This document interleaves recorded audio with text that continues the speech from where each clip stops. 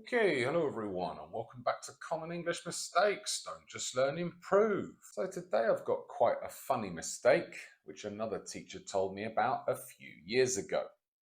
And this involves fixed phrases with indefinite article, or an, definite article, the, or zero article.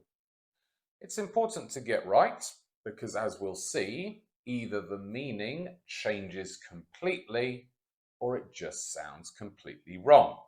So it is a good thing to study and make sure we get accurate. So anyway, the mistake is up here. The person's joking and says, I don't really have a Ferrari, I was just taking a piss. So just pause the video, see if you can correct the phrase. And well done if you said I was just taking the piss. So here we have take the piss, a British fixed phrase, very informal, slightly rude or bad language when you make or try to make someone believe something which isn't true. It's the same as the phrasal verbs have someone on or wind someone up. So if you say, I don't really have a Ferrari, I was just having you on, winding you up, or taking the piss, they all mean the same thing. It also means to mock or make fun of and laugh at someone or something. So when I bought my car, this lovely Renault Kangoo, some of my friends made fun of me or made fun of it. Personally, I don't see why. It's a great car. And then in a more negative context, it can also mean someone is doing something annoying or unfair. So for example, Jim has called in sick 10 times this month, said he's not coming to work. He's really taking the piss. What he's doing is annoying and not fair on the rest of us. So that's take the piss with definite article, take a piss with indefinite article, or an, is what this dog is doing here, which is why the teacher found it so funny. It's a normal phrase like take a shower. So it's important to get these right because, as you can see, either it will mean something completely different or you might say something very funny. So another mistake, which I hear personally, is this one. Take an advantage. Although advantage is countable, in the fixed phrase we need to use zero article. Take advantage of someone or something if there's an object. It changes in meaning depending on if you're talking about a person or a thing. If you take advantage of someone, you exploit that person. It's a very negative thing. Whereas if you take advantage of something, usually a situation, you're making good use of an opportunity. So, for example, if you have sunny weather, you should take advantage of it and do things like go to the beach. As you can see, when we use fixed phrases, it's important to get the article right, and if we do that, we're going to sound really natural. So let's do some practice and improve now. Over here, I've got some fixed phrases in purple with the article removed. Try to complete them with zero, definite article the, indefinite article or an, and also have a think about the meaning of each one. And well done for the first one if you said I'm feeling a bit under the weather. Under the weather or a bit under the weather, very natural to say that. A really good phrase to mean a bit sick or not 100% well. It's a really useful phrase because in life, this is how we often feel.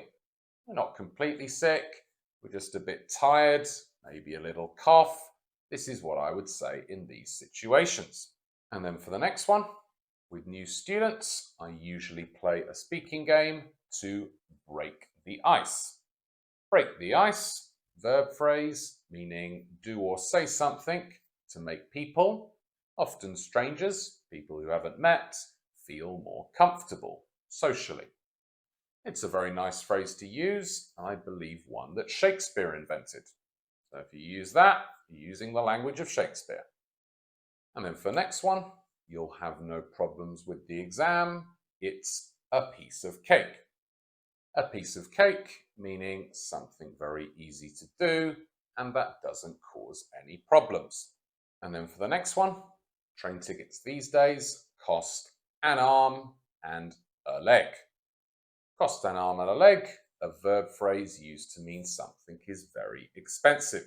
And then for the next one, she always works hard and goes the extra mile.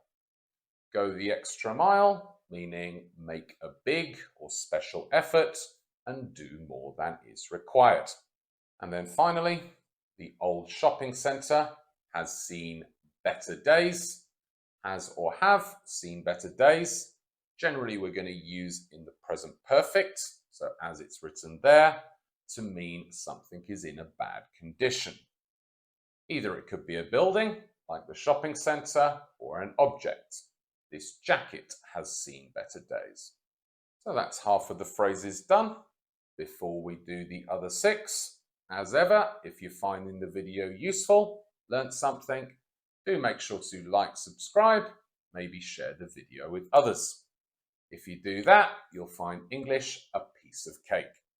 Anyway, when you're ready, just pause the video again, complete them with 0 indefinite or definite article, and have a think what each of the phrases means. So the first 2 I'll do together because they mean similar things. I'm on the fence about electric cars, or I'm in 2 minds about whether to go to university. Both of these mean you are undecided. The difference, I would say, is what you're talking about. Generally, use on the fence when you're talking about issues, and probably in 2 minds about when you're talking about choices in your life personally. And then for the next one, Tom and Lucy are having a baby and they are over the moon. Over the moon, adjective phrase meaning very happy. It works as an extreme or non-gradable adjective. So if you want to make it stronger, use the intensifier absolutely. They are absolutely over the moon. And then for the next one, late in the evening, when it gets a bit cold, you might say, shall we call it a day? Call it a day, meaning stop doing something. It could be an activity, like being at the park. You could also use it to talk about your career. After 30 years working at the company, he decided to call it a day and retire. And then for the next one, I don't care what we do tonight, I'm happy to go with the flow. Go with the flow, verb phrase meaning be relaxed about a situation and do what others decide, rather than controlling the situation yourself. If you're a calm, relaxed person, this might be a useful phrase for you. And then finally, I hadn't heard from my friend for 10 years, and then he called me out of the blue. Out of the blue, a frequency adverb phrase meaning unexpectedly. Generally, I would use this for things people do, rather than saying something like, it started raining out of the blue. So thinking about phone calls or comments people make. Anyway, I hope those are useful for you. Fixed phrases, idioms, do make you sound really natural, but as you can see, they are quite easy to get wrong. So if you're going to use them, make sure you know them really, really well. Here, I've got some sentences for you to complete. Feel free to write those in the comments to use the language. It's always good to practice. Make sure you get the context and the usage right. Other than that, I'll see you for another video next week. So until next time, see ya.